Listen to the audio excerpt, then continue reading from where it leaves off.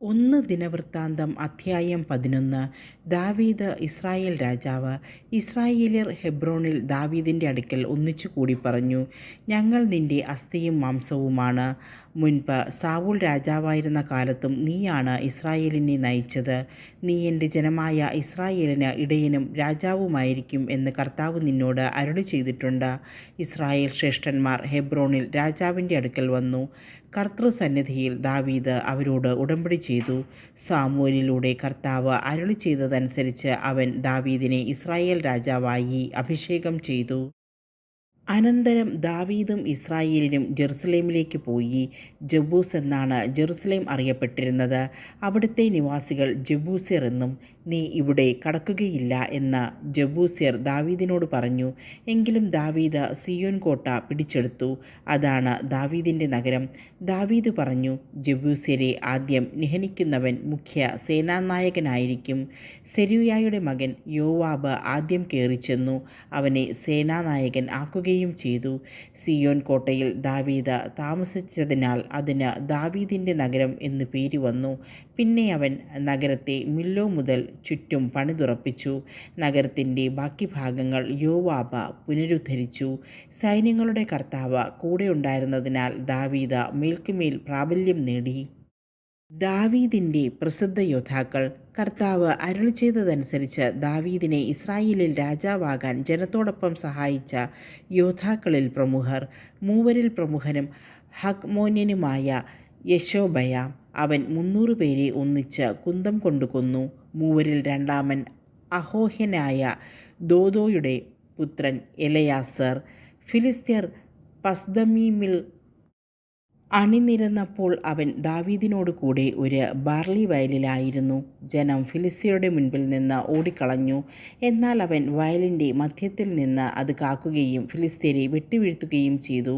കർത്താവ് ഒരു വൻ വിജയം നൽകി അവരെ രക്ഷിച്ചു. ഫിലിസ്ത്യർ റഫായിം താഴ്വരയിൽ കൂടാരമടിച്ചപ്പോൾ 30 തലവന്മാരിൽ 3 പേർ അദുല്ലാം ശിലാഗുഹയിൽ ദാവീദിൻ്റെ അടുത്തേക്ക് ചെന്നു. ദാവീദ് സുരക്ഷിത സങ്കേതത്തിലായിരുന്നു. ഫിലിസ്ത്യരുടെ പട്ടാളം ബെത്ലഹേമിൽ പാളയമടിച്ചിരുന്നു. ദാവീദ് ആർത്തിയോടെ ചോദിച്ചു, ബെത്ലഹേം പട്ടണവാതിൽക്കലെ കിണറ്റിൽ നിന്ന് ആരെനിക്ക് വെള്ളം കുടിക്കാൻ കൊണ്ടുവരും? ആ 3 പേർ ഉടനെ ഫിലിസ്ത്യരുടെ പാളയത്തിലൂടെ കടന്ന ബെത്ലഹേം പട്ടണവാതിൽക്കലെ കിണറ്റിൽ നിന്ന് വെള്ളം കോരി ദാവീദിന് കുടിക്കാൻ കൊണ്ടുവന്നു.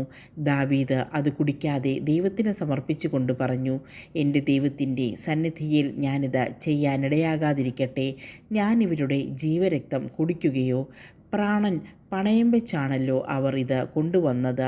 അത് കുടിക്കാൻ അവന് മനസ്സ് വന്നില്ല. 3 യോദ്ധാക്കൾ ചെയ്ത കാര്യമാണിത്. യോവാബിൻ്റെ സഹോദരൻ അബിശായി ആയിരുന്നു 30 പേരിൽ പ്രമുഖൻ. അവൻ 300 പേരെ ഒന്നിച്ച് കുന്തം കൊണ്ട് വധിച്ചു. ഇവനും മൂവർക്കും പുറമെ കീർത്തിമാനായി. അവൻ 30 പേരിൽ ഏറ്റവും പ്രശസ്തനും അവരുടെ അധിപനുമായിരുന്നു. എന്നാൽ അവൻ മൂവരോടൊപ്പം എത്തിയില്ല. കബ്സേൽക്കാരനും പരാക്രമശാലിയും യഹോയോദായുടെ പുത്രനുമായ ബനായ വീര്യകൃത്യങ്ങൾ ചെയ്തവനാണ്. ഇവൻ മോവാബിലെ 2 ധീരന്മാരെ വധിച്ചതിനു പുറമെ മഞ്ഞുകാലത്ത് ഒരു ഗുഹയിൽ കടന്ന് ഒരു സിംഹത്തെയും കൊന്നു. 5 മുഴം ഉയരമുള്ള ദീർഘകായകനായ ഒരു ഈജിപ്തുകാരനെയും അവൻ സംഹരിച്ചു. ഈജിപ്തുകാരൻ്റെ കയ്യിൽ നെയ്ത്തുകാരൻ്റെ ഓടം പോലുള്ള ഒരു കുന്തമുണ്ടായിരുന്നു. ബനായ ഒരു വടിയുമായി അവനെ സമീപിച്ച് കുന്തം പിടിച്ചുപറിച്ച് അതുകൊണ്ട് തന്നെ അവനെ സംഹരിച്ചു. ഇവയെല്ലാം യഹോയാദായുടെ മകൻ ബനായ ചെയ്തതാണ്. അങ്ങനെ പരാക്രമശാലികളായ മൂവർക്ക് പുറമെ അവനും പ്രശസ്തനായി. അവൻ 30 പേർക്കിടയിൽ കീർത്തിമാൻ ആയിരുന്നെങ്കിലും മൂവരോടൊപ്പം എത്തിയില്ല. ദാവീദ് അവനെ അംഗരക്ഷകരിൽ ഒരാളായി നിയമിച്ചു. സൈന്യത്തിലെ രണശൂരന്മാർ.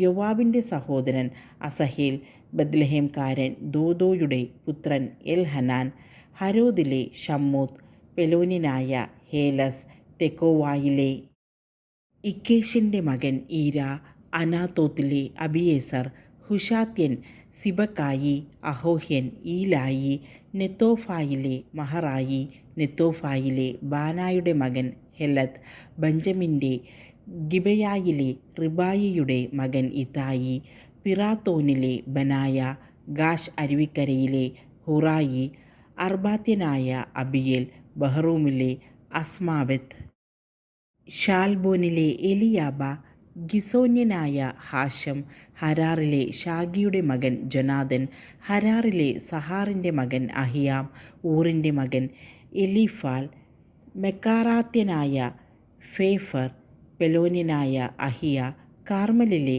ഹെസ്രോ, എസ്ബായിയുടെ മകൻ നാരായി, നാഥാൻ്റെ സഹോദരൻ ജോയൽ, ഹഗ്രിയുടെ മകൻ മിബ്ഹാർ, അമ്മോന്യനായ സേലക്, സെരൂയായുടെ മകനായ യോവാബിൻ്റെ ആയുധവാഹകനും ബെറോത്തുകാരനുമായ നഹറായി, ഇത്രരായ ഈരായും ഗാരബും, ഹിത്യനായ ഊറിയ, അഹ്ലായുടെ മകൻ സാബാഗ്, റൂബൻ ഗോത്രജ്ഞനായ ഷിസയുടെ മകനും റൂബൻ ഗോത്രത്തിലെ ഒരു നേതാവുമായ അദീനായും കൂടെ 30 പേരും.